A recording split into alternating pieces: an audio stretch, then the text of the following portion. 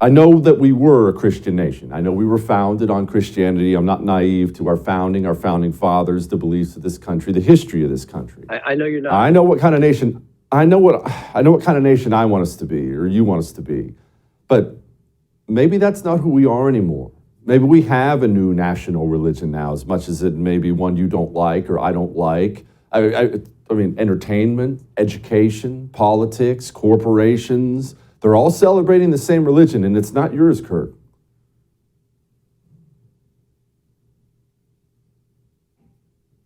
I travel around the country and I talk to people all over, and I am finding people depressed. I'm finding them inching toward the cliff of despair. And I want to grab people by the lapels and I want to shake them and say, men and women of faith and morality, men and women who are concerned about what's happening in our culture, we need to wake up. We have been asleep. We have been unaware and unengaged. Now we're getting the wake-up call. The alarms are being sounded. If we remain unengaged, we have no one to blame but ourselves. And what I would say is that we as parents and grandparents, this is happening on our watch. Pastors and elected officials, this is happening in our backyard. There is no one else to blame but us.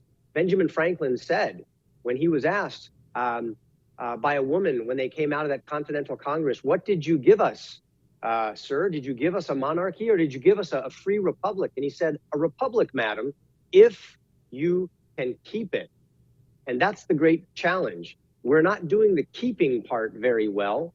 And I believe that we are at a critical moment right now, and we must go back to our original principles. It's mission critical. We get back to, as Ronald Reagan said, he said, people would have us decide whether we're going to go right or left politically. He said, I don't think there is such a thing as right or left. There's only an up or down, either up to man's age-old dream of maximum individual liberty under law and the eternal rules of right, or down to the ant heap of totalitarianism.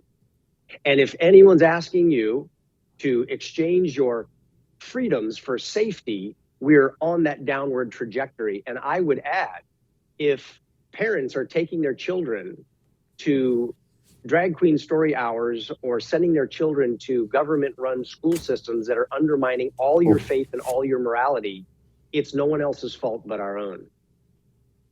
Man, that's so true. I agree 1,000%.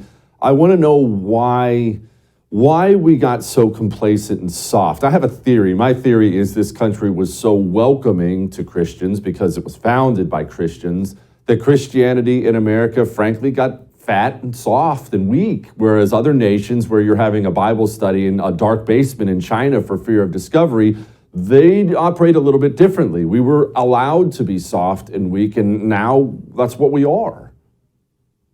Yeah, I think you're exactly right. I think that's human nature. And when we think about how this country was founded, I did a whole documentary retracing the escape route of the Pilgrims. And the Pilgrims were not just these little religious fuddy-duddies with big black hats and belt buckles on their shoes carrying turkey guns. These were the out-of-the-box, free-thinking, radical, adventurous Bravehearts of their day. And they were meeting in underground Bible studies by candlelight under the horse stables for fear of being discovered by the king and his army. They were chased out of town. And they came across the Atlantic Ocean and they established the Mayflower Compact, which becomes the template for the Declaration of Independence and the Constitution. But what happens in many generations is, just as you said, we get prosperous. All the blessing comes because the root was so healthy, the tree was so strong, and now the fruit of liberty is so sweet that people just sort of kick back in the shade of that tree and they neglect to nourish the root of faith and morality and the application of God's word to civil government as well as their personal and church life. And when you do that, the tree gets sick. It will eventually fall over and it will die. So our job is to begin nourishing the root while we have time. And this national amnesia has to be replaced with a return to our deeply held religious beliefs and Christian heritage. That's the only reason we have the freedoms to do what we do politically, economically, spiritually, morally, and educationally. and other people of other persuasions have the freedom to live here. Kirk, tell me about As You Grow. As You Grow is, it's the brand new children's book that I wrote. And as you mentioned, I wanted to teach kids about the fruit of the Spirit. And when I wanted to do this public reading in a library, I was denied by over 50 woke libraries who have hosted drag queen story hours. And what I love to see is that as the stories develop, moms and dads, grandparents, and librarians are speaking up. In fact, they're flooding our website, wanting the book and to host their own story hour. So this is what we need, engagement. We need people to get active.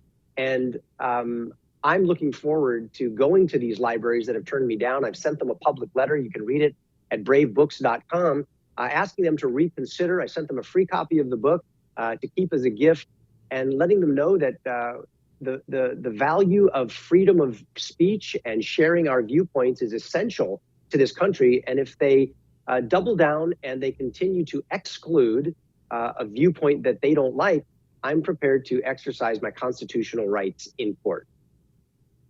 Outstanding. The book is As You Grow. You want to stick it back to these people? Great gift for kids, families, maybe organize something of your own. Highly recommend getting it, As You Grow. Kirk, thank you, my brother. I appreciate you. Thanks, Jesse. Merry Christmas. I want to encourage you to, if you enjoy that stuff and you find that stuff to be fulfilling, I really want to encourage you to check out the Politics by Faith podcast of our friend Mike Slater on the show. Unlike me, Mike Slater is a very kind, good human being, and he helps me when I get a little too dark, a little too cynical. He helps me have some perspective on what we're seeing, why we're seeing it, what's going on. There are bigger things at work than politics. Go download it. I think you'll enjoy.